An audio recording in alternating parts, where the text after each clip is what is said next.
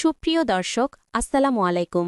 সবাইকে স্বাগতম জানাচ্ছি আজকের গুরুত্বপূর্ণ সংবাদে। প্রথমেই জানিয়ে দিচ্ছি সংবাদ শিরোনাম, পরে বিস্তারিত। বারবার ভূমিকম্প কি কিয়ামতের আলামত? শুনছিলেন সংবাদ শিরোনাম, এখন বিস্তারিত। তার আগে ছোট্ট একটি আবেদন। যদি আপনি ন্যায় ও মানবতার পক্ষে থাকেন, লাইক দিন। গাজার শিশুদের ভালোবাসা দেখাতে চাইলে কমেন্টসে লিখে জানান গাজায় শান্তি চাই। আর সাবস্ক্রাইব করুন আমার চ্যানেলটি, কারণ আমরা বলি সেই কথা যা অনেক মিডিয়া আড়াল করে। এখন চলুন বিস্তারিত দেখা যাক।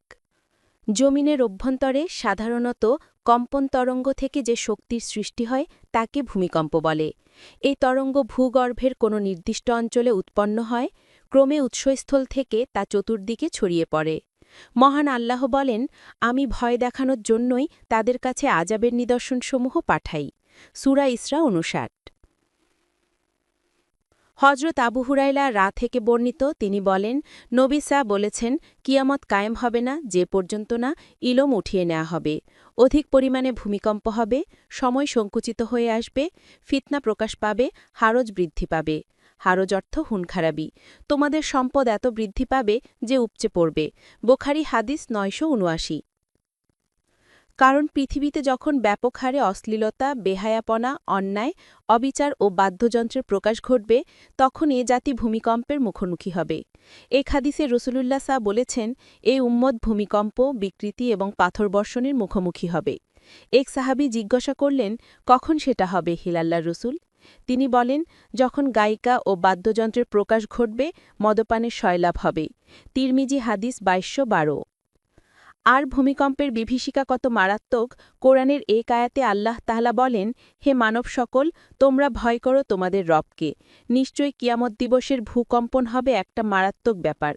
যেদিন তোমরা তা প্রত্যক্ষ করবে, স্তন্যদায়ী মা তার দুগ্ধপোষ্য সন্তানের কথা ভুলে যাবে, আর সব গর্ভবতীর গর্ভপাত হয়ে যাবে।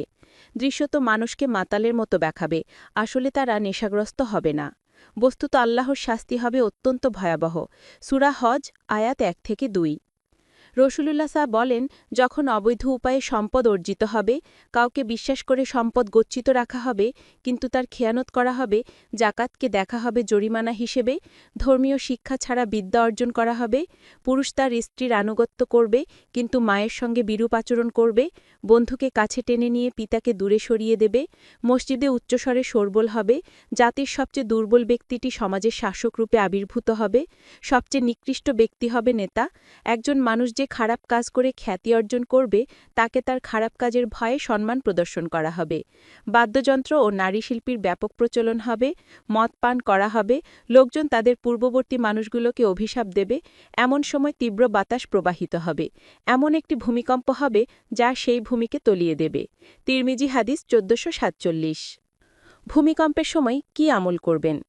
রাসূলুল্লাহ বলেছেন, যে ব্যক্তি এই দোয়া ৩ বার পড়বে, সে ভূমি ও আকাশের দুর্যোগ থেকে হেফাজতে থাকবে।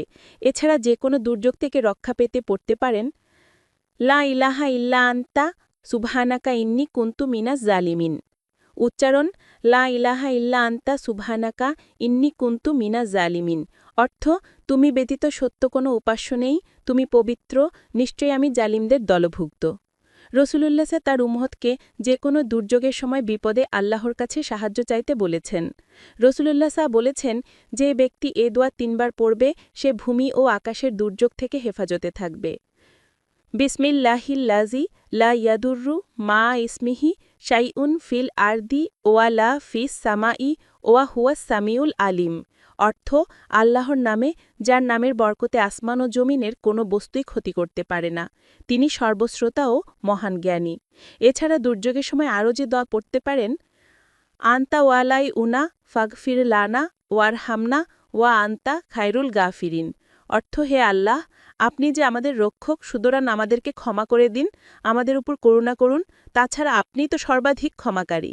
সূরা আরাফ আয়াত ১৫৫। ষাঁড় যখন শিং নাড়া দেয়, তখন পৃথিবীতে ভূমিকম্প হয়। গ্রামদেশে একটি কথা প্রচলিত আছে, পুরো পৃথিবী একটি ষাঁড়ের শিংয়ের উপর আছে। ষাঁড় যখন শিং নাড়া দেয়, তখন পৃথিবীতে ভূমিকম্প হয়। এটার কোনো ভিত্তি কি ইসলামে আছে? এটা কি কোনো হাদিস নাকি? ইসলামে এমন কোনো বিষয়ের কোনো ভিত্তি নেই, এটি সম্পূর্ণ ভিত্তিহীন। আল্লামা ইবনুল কাইয়িম আবু হাইয়ান একে ভিত্তিহীন ও জাল বলেছেন। আল মানারুল মুনিফ পৃষ্ঠা ৭৮